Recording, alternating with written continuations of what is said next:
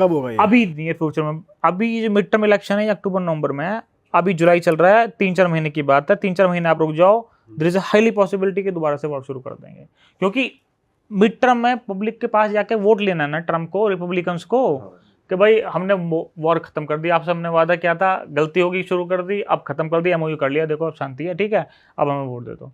पर अगर ट्रम्प हारता है, सपोज नहीं जीतता, तो अगर वो हारता है तो भी वॉर होगी। फिर क्यों होगी वॉर? वहां 2 ही बार बन सकता है प्रेसिडेंट, तीसरी बार तो आता नहीं वहां पे।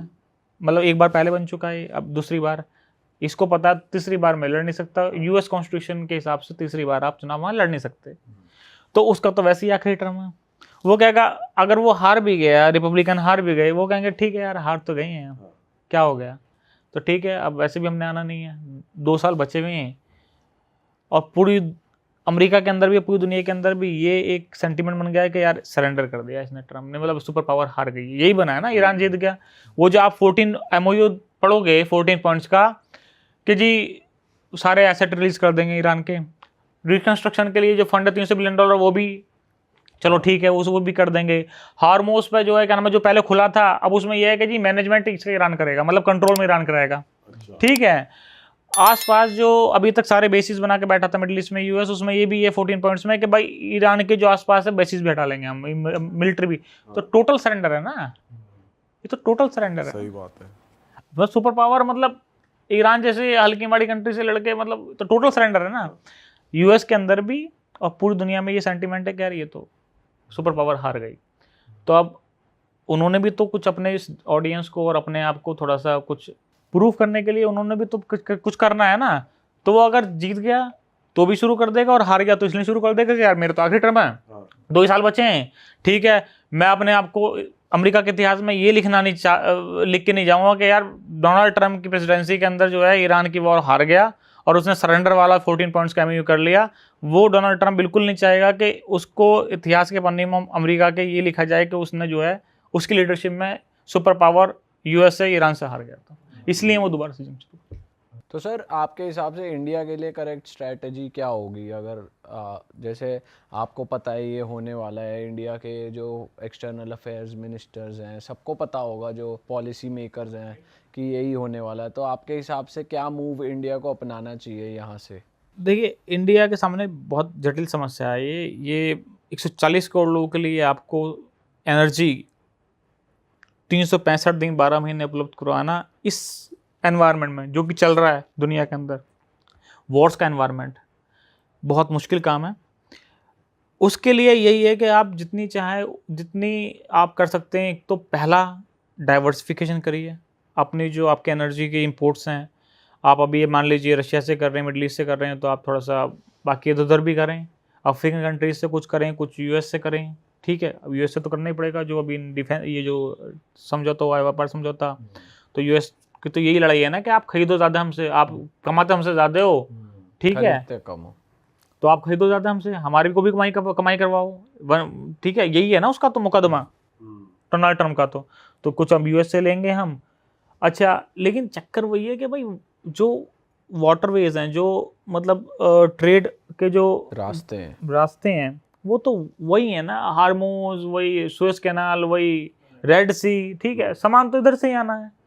तो अब और केप ऑफ गुड होप जो साउथ अफ्रीका वाला है वो तो बहुत लंबा पड़ता है, और उसमें तो इतना खर्चा जाता है, 36 दिन के अंदर आकर लगता है।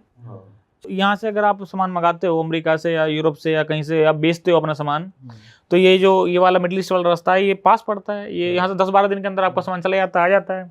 आप ये रास्ता बंद हो जाता है तो आपको फिर वो साउथ अफ्रीका वाला केप ऑफ गुड होप वाला जो है बचता है, तो 35-36-40 दिन में आके लगता है शिप वहाँ से। और जो शिप जब आके लगेगा तो 35-40 दिन का जो क्रू का खर्चा है, और जो वो फुल पे चलता है ना, जो शिपिंग वाला जो है वो फुल पे चलता है ना, खर्चा इतना हो जाता है, ठीक है। तो आपको सामान वैसे ही महंगा आएगा और महंगा बिकेगा।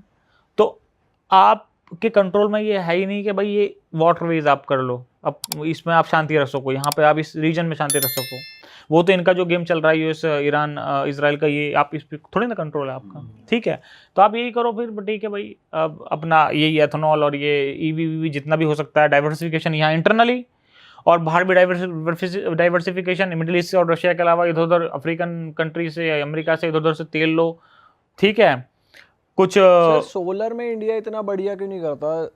इंडिया सोलर में तो बहुत अच्छा कर सकता है, पर जैसे चाइना हम देखते हैं बहुत ज़्यादा सोलर को प्रमोट करता है, इंडिया सोलर में इतना आगे क्यों नहीं है? चक्कर ये है ना, जो अब वही वाली बात है कि आप देश में हज़ार समस्या हैं, ठीक है।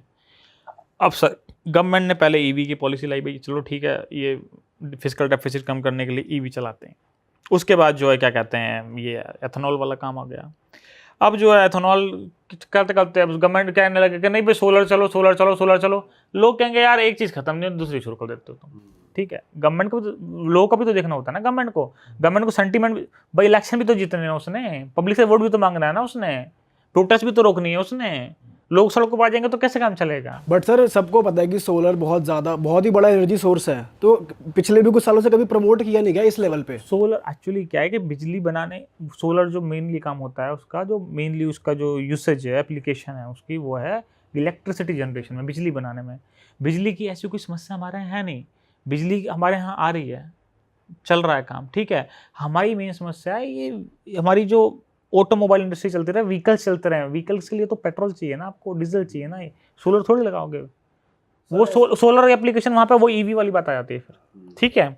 तो सोलर आप हम वहाँ सोलर हम लगा लें, लेकिन हमें इलेक्ट्रिसिटी कितनी कोई दिक्कत नहीं है देश के अंदर, और इलेक्ट्रिसिटी हमारी ठीक ठाक जनरेशन हो रही है और लो कॉस्ट पे हो रही है, ठीक है। थोड़ा और लो कॉस्ट हो जाएगी, सोलर ले आएंगे तो ठीक है। अगेन फिर वही वाली बात, चाइना से हैवी इंपोर्ट, और फिर चाइना से वैसे ही $100 बिलियन का डेफिसिट चल रहा है हमारा। $100 बिलियन हम कमा के देते हैं चाइना को, हम क्या कमा रहे हैं उससे? $100 बिलियन, मतलब वैसे बिलियन डॉलर दुश्मन कंट्री है हमारी। मतलब 1962 में हमने हज़ारों शहीद करवाए अपने जवान, और वहाँ उसको हमने $100 बिलियन अपने हाथ से कमा के दे रहे हैं हम उसको, वही लोग। और फिर वही वाली बात है, सोलर प्रमोट करेंगे तो फिर वहाँ से इंपोर्ट करने पड़ेंगे इक्विपमेंट, उसके ये सब चीज़ें, तो हर चीज़ देखनी पड़ती है। Correct sir. अगर जैसे हमेशा से बात होती है ये इंडिया भी ग्लोबल पावर बनेगा, मतलब पिछले कुछ 2-3 सालों में बहुत बातें हो रही थी, तो जब अगर इंडिया ग्लोबल पावर बनना चाहता है तो क्या जियोपॉलिटिकल चैलेंजेस इंडिया फेस करेगा आने वाले सालों में? देखिए, एक बहुत अच्छा क्वेश्चन पूछा आपने। सबसे बड़ी बात तो जो ग्लोबल पावर बनता है ना, जब कोई भी कंट्री, आप देखो यूएस था ग्लोबल पावर, मतलब सुपर पावर, अभी भी है, डिक्लाइन पे लेकिन अभी भी है। कितने सारे अलाइज हैं उसके, मतलब पूरा नेटो उसका अलाई है, कनाडा उसका अलाई, अब तो थोड़ा सा चल रहा है इनमें, लेकिन आज तक तो 70-80 साल से तो देख रहे हो ना आप, मतलब फ्रांस भी, यूके भी, इटली भी, ठीक है, स्विट्ज़रलैंड भी, ठीक है, कनाडा भी, मैक्सिको भी, जापान भी, साउथ कोरिया भी, ऑस्ट्रेलिया, सारे अलाई है ना। इतनी सारी तगड़ी तगड़ी कंट्री आपके अलाई हैं, तो आप बने हो ना सुपर पावर। करेक्ट। चाइना को देख लेते हैं, चाइना जो इमर्जिंग सुपर पावर है, नेक्स्ट सुपर पावर है, उसके अलाई कितने सारे हैं, ईरान उसका अलाई, ठीक है। और ये सारे रशिया ग्रेट पावर उसका अलाई, पाकिस्तान ठीक है, पाकिस्तान उसका अलाई, रशिया चाइना तो बिल्कुल ऐसे है ना, बिल्कुल उनके तो कोई फ़र्क ही नहीं है, वो दे आर वन, ठीक है। तो कितने सारे अलाई हैं उसके भी, ठीक है। तो सबसे बड़ी बात यही है कि जो भी ग्रेट पावर बनी है, जैसे आपने क्वेश्चन पूछा कि सुपर पावर या ग्रेट पावर हमें बनना है तो उसके लिए क्या करना पड़ेगा, तो एलाइज होने आपके बहुत ज़रूरी है, आपके दोस्त होने बहुत ज़रूरी हैं। बिना दोस्त के, बिना जैसे बिना टीम के एक कंपनी नहीं चल सकती ना, एक आदमी नहीं चला सकता कंपनी को, बिना मेंबर जब तक साथ ना दें तब तक घर नहीं चल सकता कोई। ऐसी अकेला इंसान कोई कुछ नहीं कर सकता, अकेली कंट्री भी कोई कुछ नहीं कर सकती। सर अभी स्टेट पे इंडिया ब्लाइंडली किसी पर ट्रस्ट नहीं कर सकता? ऐसी कोई भी कंट्री नहीं है इसको हम ब्लाइंडली ट्रस्ट कर सकते हैं। इजराइल की अगर हम बात करें तो ग्रेट रिलेशंस तो हमारे बहुत अच्छे रिलेशंस हैं इजराइल से, लेकिन एक चीज़ आप देखो, अभी की एग्जांपल लेते हैं, रिसेंट वाला ही, कितनी समस्या हमारे को हो गई थी अभी यहाँ गैस की लाइन में, देखो कितने लोग लगे हुए थे, लोग यहाँ लेबर रो रही थी। आनंद विहार, ये बस स्टैंड पे, आनंद विहार रेलवे स्टेशन पे, जो दिल्ली में लेबर क्लास थी, क्योंकि 3,000 रुपये का सिलेंडर हो गया था, 2,000 रुपये का सिलेंडर हो गया, लोग रो रहे थे यहाँ खड़े होकर, और लोग अपने घर को वापस जा रहे थे, और ये बोल रहे थे कि हम कभी वापस नहीं आएंगे। एक जो 500 रुपये 600 रुपये दिहाड़ी मजदूर है, उस पर क्या गुजरी होगी जब उसने देखा होगा उसने 2,000 रुपये सिलेंडर, ठीक है, 2,000 रुपये जो सिलेंडर हुआ हमारे यहाँ, जो ये इतना पीएम मोदी को भी और गवर्नमेंट को भी इतनी हाई लेवल मीटिंग्स करनी पड़ी, देश की जनता को इतनी समस्या हुई, पूरी की पूरी जो हमारा जो सराफा बाज़ार है, जो गोल्ड की, जो सबका काम ठंडा हो गया, ठीक है, क्योंकि पीएम मोदी को अपील करनी पड़ी कि भाई आप वही वाली बात कि इंपोर्ट बढ़ेगा, हम इंपोर्ट करेंगे तो अब यही है कि आप खरीदो मत।